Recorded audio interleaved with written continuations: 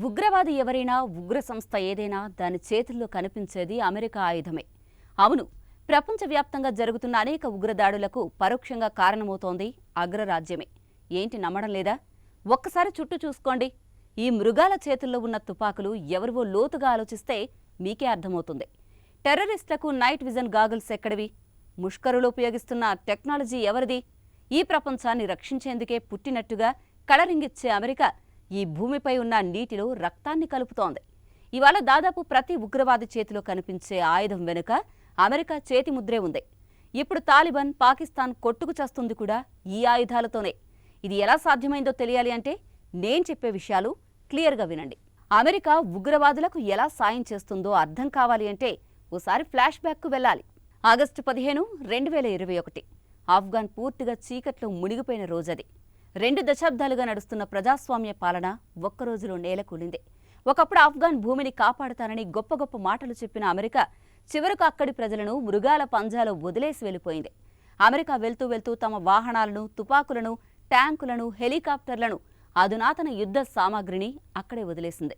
దీంతో ఆ ఆయుధాలు ఇప్పుడు ఉగ్రవాదుల చేతుల్లోకి జారాయి. అమెరికా వదిలిన ఆయుధాల ద్వారా తాలిబాన్ తమ బలాన్ని పెంచుకుంది. అంతేకాదు, ఆ ఆయుధాలను అమ్ముకుంది. కొన్నిటిని ఉగ్ర ముఠాలకు పంచింది. తాలిబాన్ చేతుల్లోకి వెళ్లిన వేల ఆయుధాలలో సగం మిస్ అయ్యాయి. ఆ మిస్ అయిన ఆయుధాలు ఇప్పుడు అల్-ఖైదా అనుబంధ గ్రూపులు, టీటీపీ, బిఎల్ఏ లాంటి ముష్కరుల ముఠాల చేతుల్లోకి వెళ్లాయి. అంటే కాబూల్ పతనం కేవలం ప్రజాస్వామ్య ఓటమి మాత్రమే కాదు, అది ప్రపంచానికి ఓ పెనుశాపంగా మారింది. నేటి ఉగ్రదాడుల వెనక కనిపించే ప్రతి తుపాకీ, ప్రతి బాంబు ఎవరో ప్రత్యేకించి గుర్తించాల్సిన అవసరమే లేదు. అందులో చాలా వరకు అమెరికా ఆయుధాలే. ఒక్క మాటలో చెప్పాలంటే అమెరికా చేసిన తప్పిదం కారణంగా నేడు ప్రపంచం కొత్త రకం మహాముప్పును ఎదుర్కొంటోంది. ఆధునిక సైనిక సాంకేతికతను ఉగ్రవాదుల చేతుల్లోకి చేర్చిన తొలి దేశంగా చరిత్రలో అమెరికా చెడ్డ పేరు మూటగట్టుకుంది. వేల కోట్ల విలువైన ఆయుధాలు, అమెరికా సొంతంగా తయారు చేసిన అత్యాధునిక యుద్ధ పరికరాలు ఇవాళ మార్కెట్లో దొరికే వస్తువులుగా మారిపోయాయి.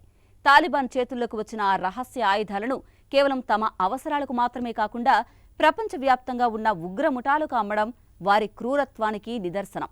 ముఠాల మధ్య సాగుతున్న ఈ బ్లాక్ దందాలో మానవత్వం మంటగలిసిపోయింది. ఒకప్పుడు అమెరికా సైన్యం మాత్రమే ఉపయోగించగలిగిన night vision goggles, assault rifles, తక్కువ శబ్దంతో పనిచేసే మెషిన్ గన్స్ లాంటివి ఇప్పుడు ఉగ్రవాదుల చేతిలో నిత్యం కనిపిస్తున్నాయి. పాకిస్తాన్ నుంచి ఆఫ్రికా వరకు, మిడిల్ ఈస్ట్ నుంచి సౌత్ ఏషియా వరకు ఇదే పరిస్థితి నెలకొంది. నేడు ప్రపంచానికి నిజమైన ముప్పు ఉగ్రవాదుల నుంచి కాదు, వారికి తుపాకులు పట్టించిన అమెరికా తప్పిదాల నుంచి వస్తోంది. భవిష్యత్తులో ఏ పేలుడు వినిపించినా, ఏ ప్రాణ నష్టాన్ని చూసినా ఆ రక్తపు చార వెనుక అమెరికా చేతి ముద్రని మరిచిపోకూడదు. తీరా ఇదంతా జరిగిపోయిన తర్వాత ఇప్పుడు అమెరికా, పాకిస్తాన్, ఆఫ్ఘాన్ కలిసి ఓ కమిటీ వేస్తాయట.